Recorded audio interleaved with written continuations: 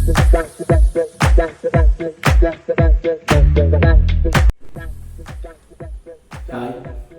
అందరికీ నమస్కారం.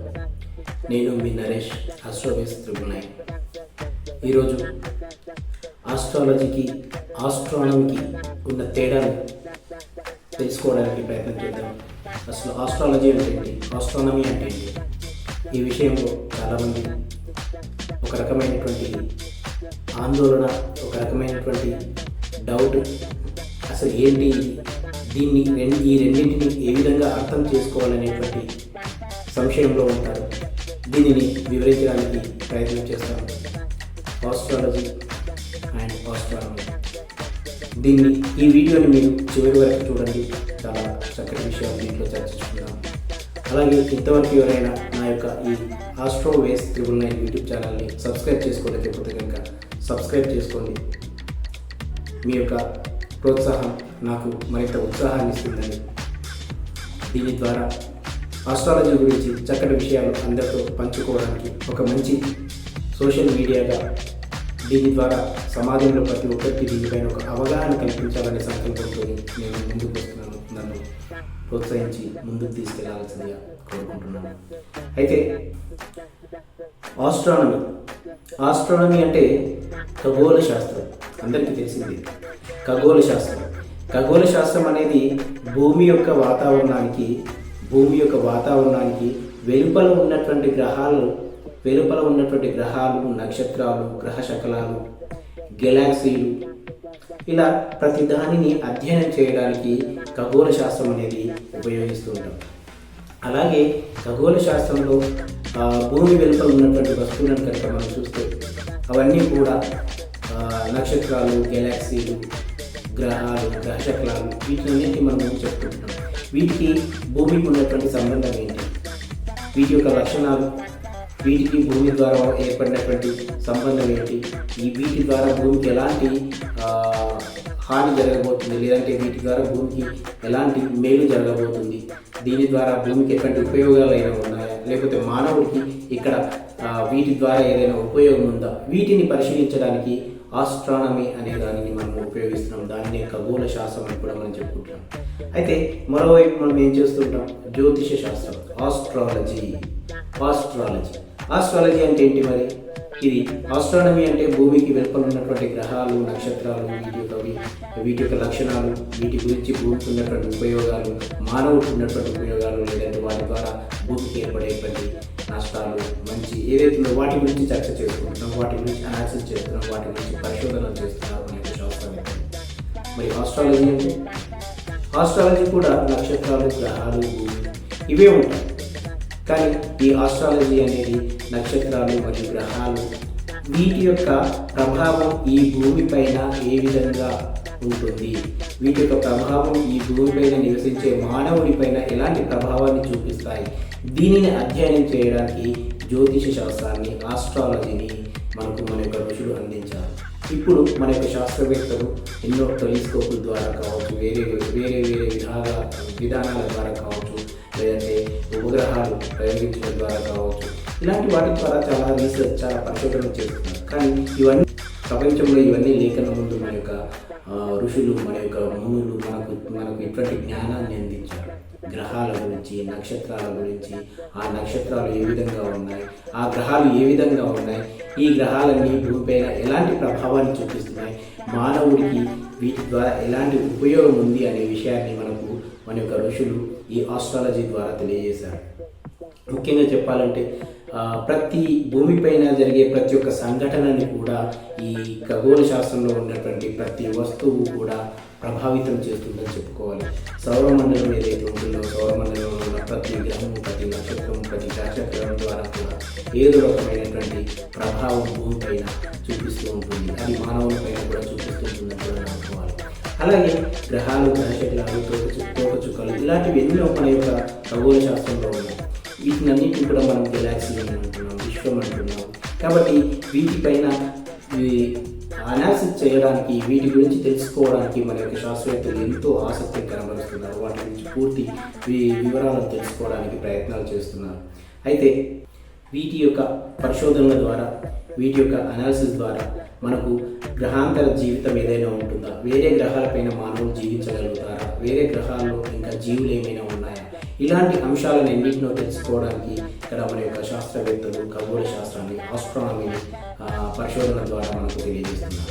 సహజంగా చెప్పాలంటే ఖగోళ శాస్త్రం మరియు జ్యోతిష శాస్త్రం అనేటివి ఈ రెండు పదాలు కూడా సాధారణంగా ఒక గందరగోళాన్ని సృష్టిస్తాయి. ఒక గందరగోళంగా మానవులకు ఉంటాయని చెప్పుకోవచ్చు. ఒక గందరగోళం.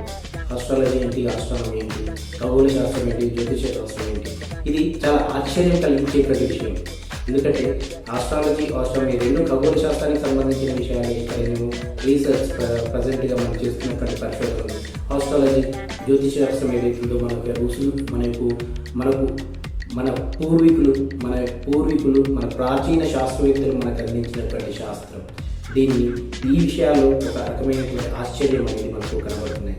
ఈ రెండు కూడా నక్షత్రాలను అధ్యయనం చేయడమని చెప్పుకోవాలి. ఈ రెండు కూడా గ్రహాలను అధ్యయనం చేయడమని చెప్పుకోవాలి. ఖగోళ శాస్త్రంలో ఉన్నటువంటి గ్రహాలు, నక్షత్రాలు ఏవైతే ఉన్నాయో వాటిని అధ్యయనం చేసి వాటి ద్వారా మానవులకు ఎలాంటి ఇబ్బందులు, ఎలాంటి సమస్యలు, ఎలాంటి ఉపయోగాలు, ఎలాంటి శుభాశుభ ఫలితాలు ఉంటాయనేది అధ్యయనం చేసేటువంటి శాస్త్రమే జ్యోతిష శాస్త్రము, లేదంటే ఖగోళ శాస్త్రం. రెండు కూడా ఒకటి. కాకపోతే ఖగోళ శాస్త్రం అనేది ప్రజెంట్ మనం ఉన్నటువంటి సమాజంలో ఈరోజు కొత్త టెక్నాలజీని వాడుకుని ప్రతి ఒక్క గ్రహాన్ని, ప్రతి ఒక్క అంతరిక్షంలో ఉన్నటువంటి ప్రతి విషయాన్ని అనాలిసిస్, రీసెర్చ్ చేయడానికి, పరిశోధన చేయడానికి మన యొక్క శాస్త్రవేత్తలు ఉపయోగిస్తున్నారు. ఇవన్నీ లేని కాలంలో మన యొక్క ప్రాచీన శాస్త్రవేత్తలు మన యొక్క ఋషులు వీళ్ళందరూ కూడా వీటిపైన అధ్యయనం చేసి వాటి యొక్క చరిత్ర, వాటి యొక్క విషయాలు, దాని ద్వారా భూమికి ఏర్పడేటువంటి భూమిపైన సంభవించేటువంటి అంశాలు, మానవునిపైన దాని యొక్క ప్రభావం ఏ విధంగా ఉంటుందనేది మనకు జ్యోతిష శాస్త్రంలో తెలియజేశారు. కాకపోతే ప్రతిదీ కూడా నక్షత్రాలు, గ్రహాలు వీటిని అధ్యయనం చేయడం అనేది మనం గుర్తుంచుకోవాలి. కాకపోతే ఆస్ట్రాలజీకి ఆస్ట్రానమీకి తేడా అంటే ఆస్ట్రానమీ అనేది ఒక సైన్స్ దీన్ని గుర్తింపు పొందినటువంటి శాస్త్రంగా మనం ఈరోజు చెప్పుకుంటున్నాం. సైన్స్ ద్వారా గుర్తింపు పొందినటువంటి శాస్త్రం. కానీ ఆస్ట్రాలజీ అనేది ఈ సైన్స్ ముందే పుట్టినటువంటి శాస్త్రం. ఆస్ట్రాలజీ, జ్యోతిష శాస్త్రం అనేది ఈ సైన్స్ అనేది మనం ఈరోజు చదువుకుంటున్నాం. సైన్స్ కన్నా ముందే మనకి శాస్త్రం. ఈ శాస్త్రాన్ని సైన్స్ అని కూడా అంటుంటాం. కాబట్టి ఈ శాస్త్రం అనేది మనకు ప్రాచీన ఋషులు, ప్రాచీన శాస్త్రవేత్తలు మనకు అందించినటువంటి అంశంగా చెప్పుకోవాలి. ఇక్కడ ఖగోళ శాస్త్రం మరియు జ్యోతిష శాస్త్రానికి వ్యత్యాసాన్ని కనుక మనం గమనిస్తే కనుక కేవలం ఇది ఒక శాస్త్రంగా ఎందుకు పరిగణించబడుతుంది, అలాగే దీన్ని ఏ విధంగా విస్తరిస్తాము అనేది చూస్తే రెండు విషయాల్లో కూడా చాలా విభిన్నంగా ఉంటాయి. కూడా మనం గమనించాలి. అంటే ఒక విషయాన్ని కనుక మనం గమనిస్తే ఒకటి చరిత్ర, ఒకటి మన పూర్వీకులు అందించినటువంటి చరిత్ర అని చెప్పుకుంటాం. ఒకటి మనకు ప్రస్తుతం మన యొక్క శాస్త్రవేత్తలు అనాలిసిస్ చేసి పరిశోధన చేసి ఇస్తున్నటువంటి సైన్స్, జ్ఞానము, శాస్త్రము అని మనం ఈరోజు చెప్పుకుంటున్నాం. కానీ ముఖ్యంగా ఉన్నటువంటి తేడా ఏంటంటే ఈ రెండు కూడా పూర్తిగా గ్రహాలను, నక్షత్రాలను, గ్రహచక్రాలను, వాతావరణాన్ని పరిశోధించడమే. దీని ద్వారా సౌర వ్యవస్థలో, సౌరమండలంలో ఉన్నటువంటి మార్పులను, వాటి ద్వారా భూమికి ఏర్పడేటువంటి భూమిపైన వాటి యొక్క ప్రభావాన్ని అధ్యయనం చేయడమే ముఖ్యంగా మనం గమనిస్తుంటాం. సౌర వ్యవస్థలో ముఖ్యంగా చూడాలంటే సూర్యుడు, చంద్రుడు, అలాగే ఇతర గ్రహాలు వీటి యొక్క కదలికలు, వీటి ద్వారా భూమిపైన ఏర్పడేటువంటి మార్పులు ఏవైనా ఉన్నాయనేది మనం ఇక్కడ గమనిస్తుంటాం.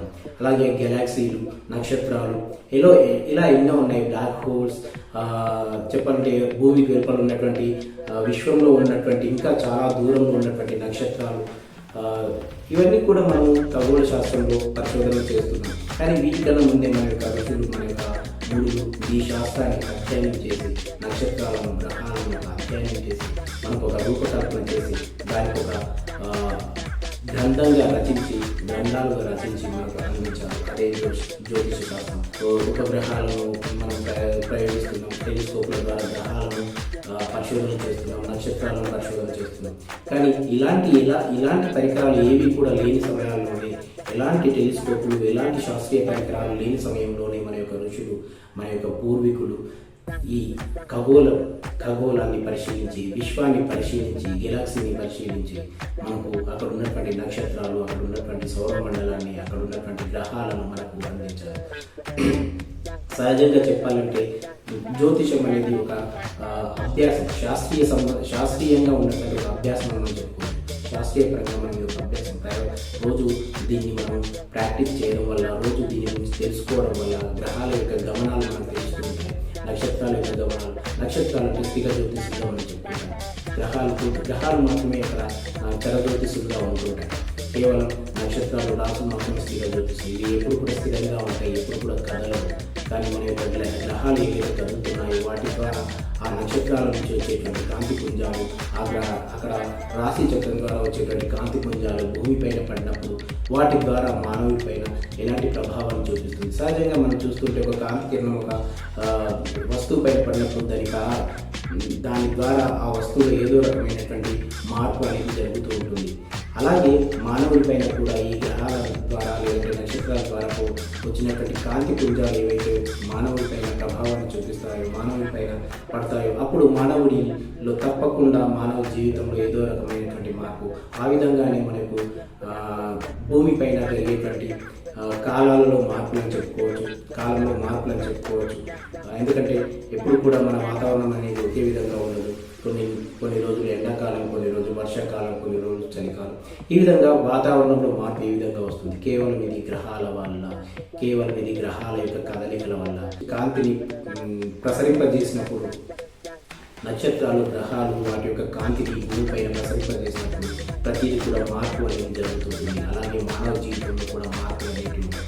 కాబట్టి మనం ఎప్పుడు కూడా ఒక ఆస్ట్రాలజీ అనేది కేవలం మూఢనమ్మకం అనేది కాకుండా, ఆస్ట్రాలజీ అనేది మన పూర్వీకులు అందించినటువంటి శాస్త్రం. ఆస్ట్రానమీ అనేది ప్రజలు మనం పరిశోధన చేసినటువంటి ఈ ఆస్ట్రానమీ, ఈ టెలిస్కోపులు, ఈ పరిశోధన పరికరాలు లేనప్పుడే మనకు దీని గురించి పూర్తిగా ప్రతి అంశాన్ని కూడా మన యొక్క ఋషులు మనకు అందించాలి. జ్యోతిష శాస్త్రం అనేది ఒక వ్యక్తి పైన ఖగోళ వస్తువులు అంటే మనం సహజంగా చెప్పుకోవచ్చు నక్షత్రాలు, గ్రహాలు, ఇటువంటివి ఆ వ్యక్తి పైన ఎలాంటి ప్రభావాన్ని చూపిస్తున్నాయి, తన యొక్క భవిష్యత్తుని ఏ విధంగా మారుస్తున్నాయనే విషయాన్ని మనం ఇక్కడ జ్యోతిష శాస్త్రం ద్వారా తెలుసుకోవచ్చు. అంటే భవిష్యత్తులో జరగబోయేటువంటి సంఘటనలలో వాటి గురించి తీర్మానం, వాటి గురించి ఒక అవగాహన అనేది మనకు జ్యోతిష శాస్త్రం అనేది అందిస్తుంది. ఈ అవగాహనను కల్పించడానికి కోసమే మనం ఈ యొక్క జ్యోతిష శాస్త్రాన్ని, ఆస్ట్రాలజీని ఉపయోగిస్తున్నామని చెప్పుకోవాలి. అలాగే ఖగోళ వస్తువులు ఏవైతే ఉన్నాయో, ఖగోళ వస్తువులు అంటే నక్షత్రాలు, గ్రహాలు, గ్రహ శకలాలు ఏవైతే ఉన్నాయో అవి పూర్తిగా మానవుడి యొక్క ప్రవర్తనతో ముడిపడి ఉంటాయని చెప్పుకోవాలి. దీన్ని మన యొక్క పూర్వీకులు, మన యొక్క ప్రాచీన జ్యోతిష శాస్త్రవేత్తలు, ప్రాచీన శాస్త్రవేత్తలు మనకు అధ్యయనం చేసి మనకు అందించారు.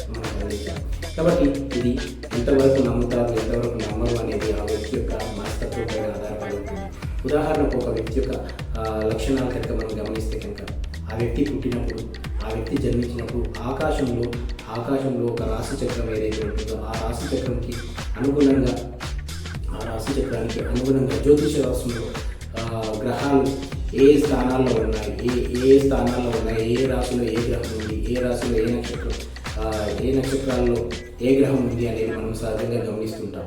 ఇది ఆస్ట్రాలజీకి సంబంధించినటువంటి అంశంగా మనం ఇక్కడ చెప్పుకోవచ్చు. అలాగే దీని ద్వారా ఒక జ్యోతిష్కుడు, దీని ద్వారా ఒక ఆస్ట్రాలజర్ ఒక వ్యక్తి యొక్క భవిష్యత్తును, ఈ స్థానంలో ఈ గ్రహం ఉంది, ఈ నక్షత్రంలో ఈ గ్రహం ఉంది కాబట్టి ఈ నక్షత్రంలో ఈ గ్రహం యొక్క ప్రభావం అనేది నీ జీవితంలో ఇలా ఉంటుంది, దీని ద్వారా నీ జీవితంలో ఎలాంటి మార్పు అనేది జరిగేటువంటి అవకాశం ఉంటుంది అని ఒక అంచనా వేయడానికి మనం ఈ జ్యోతిష శాస్త్రాన్ని ఉపయోగిస్తాం.